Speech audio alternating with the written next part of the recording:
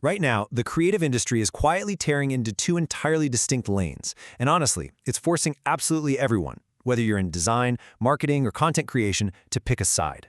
We're not just talking about some flashy new software update here. We're looking at a fundamental restructuring of how visual work actually gets valued and produced. I want to challenge how we're looking at this right out of the gate. There is so much panic out there, but we really need to reframe it. Just ask yourself, is the algorithm actually replacing you, or is it just taking over the boring, repetitive parts of your job?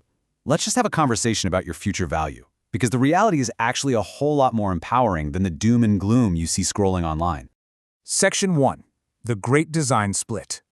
To ground this in reality, let's look at the numbers. The data shows us that roughly 26% of work processes in the arts, design, and media industries are currently exposed to automation.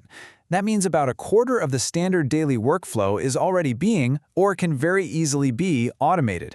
But hang on, notice that number. It's a quarter. That leaves 3/4 of the work completely untouched. It's not about your whole job disappearing overnight. It's about specific, tedious tasks evaporating.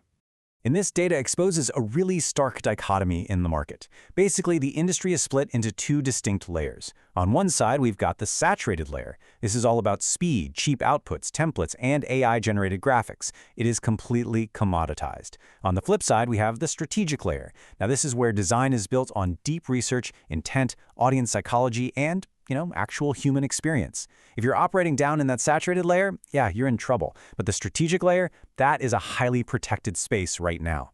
Section 2. Automating the routine tasks.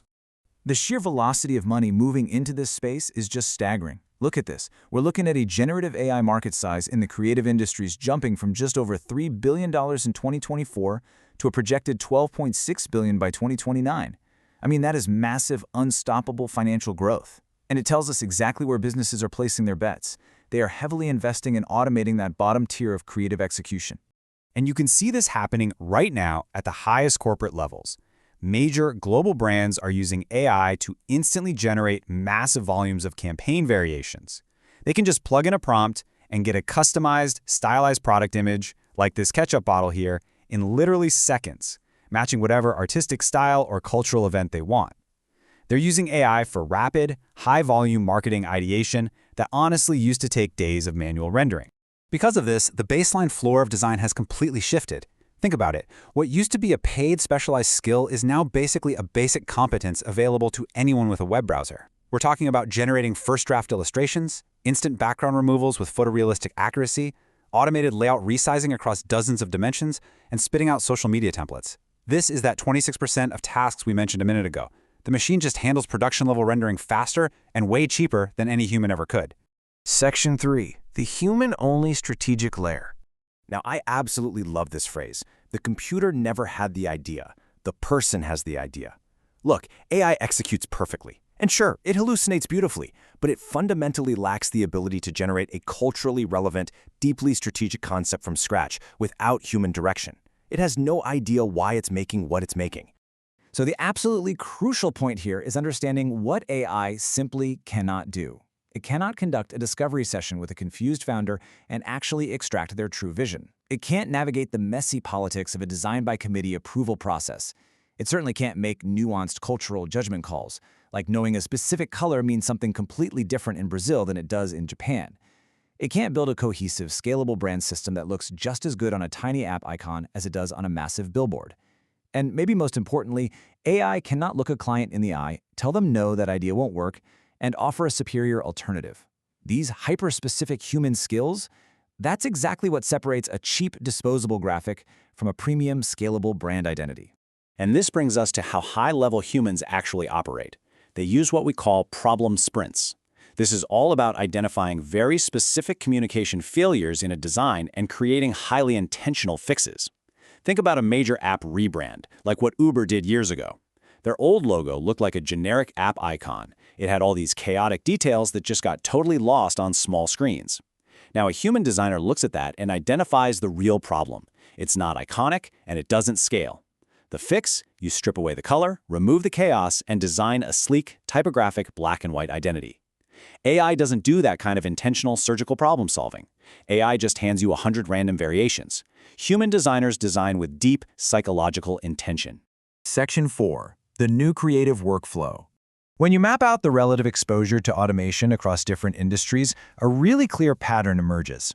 In creative fields, AI heavily acts as a complement, like a super assistant, to high-level strategic roles. But for roles that are purely manual execution, it represents a very likely replacement. Essentially, the technology threatens the administrator, but it absolutely supercharges the director. We can literally map this out into specific careers. We're seeing a distinct decline in roles like print layout designers, production artists, and template customizers. Basically, if your entire job is to resize things or tweak existing templates, the budget for your role is drying up. But look at the rising roles: brand systems designers, UX/UI experts, creative technologists. The work hasn't vanished. It's just migrated upward into strategy and systems thinking. To manage this in your own work, you need to adopt a highly practical rule. Let's call it the 80-20 pragmatism framework for modern resource allocation. Here's exactly how it works. Step 1. You confidently use AI tools to generate 80% of your routine, low-stakes visual assets. Internal docs, quick social media backgrounds, mood boards. Let the machine do the heavy, repetitive lifting. Step 2. You fiercely protect and invest all of your human strategic energy and your budget into the 20% that actually touches brand perception. That's your customer-facing UX, the core brand identity, the overarching campaign strategy. You automate the commodity so you can invest in the differentiator. Section 5. Surviving and thriving. Okay, so here is your modern toolkit. First up, prioritize human-centric system skills. You need to learn UX/UI and systems thinking before anything else, because knowing how elements actually interact in a complex user journey is something AI really struggles with. Second, absolutely master AI tools, but use them strictly for rapid ideation and concepting. Third, spend way more time studying audience psychology and human decision-making than you do studying software buttons. And finally, get incredibly good at prompt engineering. Knowing how to direct the machine is a major creative skill in itself.